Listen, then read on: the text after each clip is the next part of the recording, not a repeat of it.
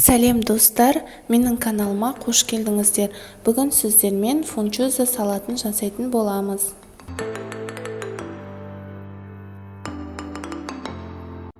Ең алдымен фунчозаның өзін қайнаған ыссы суға 2-3 минут бұқтырып қоямыз. Одан кейін салқын суға бірнеше рет шайып аламыз.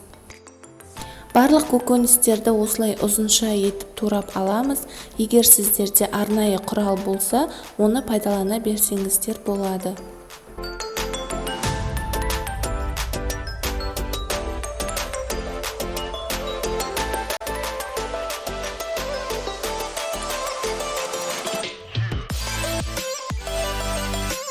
Қиярды тураған кезде оның ортаңғы бөлігі бізге керек емес.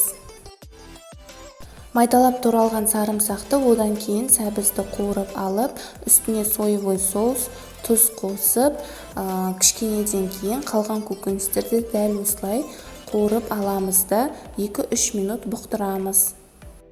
Майдалап туралған кейін манағы фунчоза бұқтырылған көкөністеріміздің үстіне бір ас қасық уксус, дәмдеуіштер және тұз салып барлығын жақсылап араластырамыз.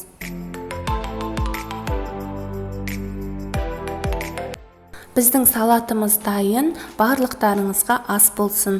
Менің каналыма тіркеліп, лайк басып, пікір қалдыруды ұмытпаңыздар.